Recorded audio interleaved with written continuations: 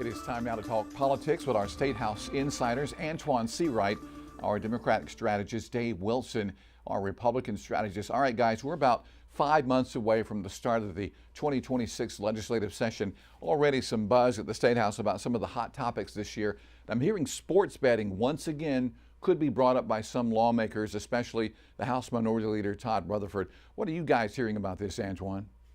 Well, I think that's probably true. The minority leader has been consistent introducing legislation, and his thought is like many other folks' thought around the state. We have to do something to start creating and generating revenue.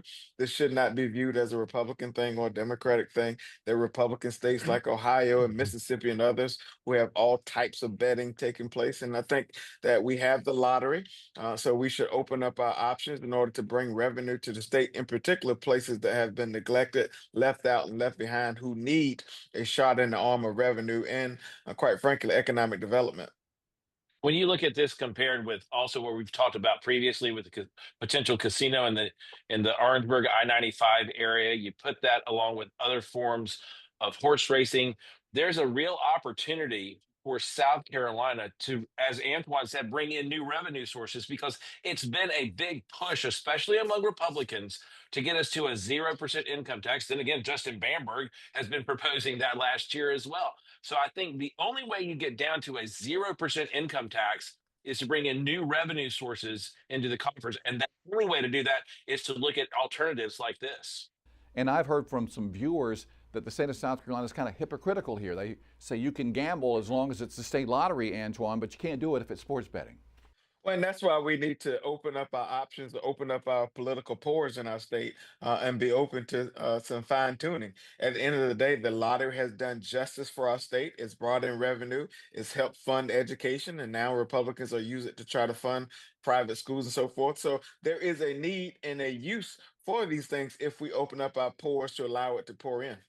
The other side of that equation, JR, is the fact that a lot of those groups that are calling against any form of gambling like this, especially certain religious schools, are also the ones that have been benefiting off of the lottery funds for scholarships for their students. So if you want to call hypocrisy, that's one place that you can.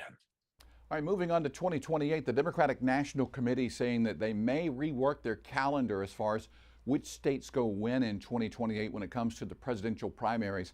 And Antoine, the Democratic chair, is saying he's not opposed to pulling South Carolina from that top spot. Jamie Harrison, the former DNC chair, said he's going to fight to keep the Palmetto State there. What are you hearing about this?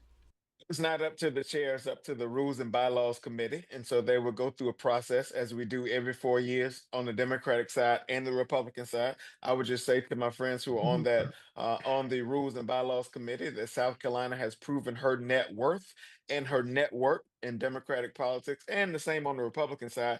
And so it's just good for things to start off in the early window of South Carolina. I'm not opposed if we're not the top spot, but I certainly think we should be in the top three.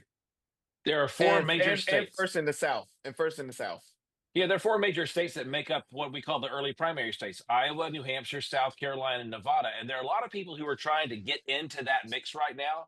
But you've got a lot of diversity from rural to urban to a decidedly South Carolina and Southern vote, and then Nevada, that really begin to play into how do we shape the politics, because all of that happens before what's called Super Tuesday, when a lot of states start voting on this.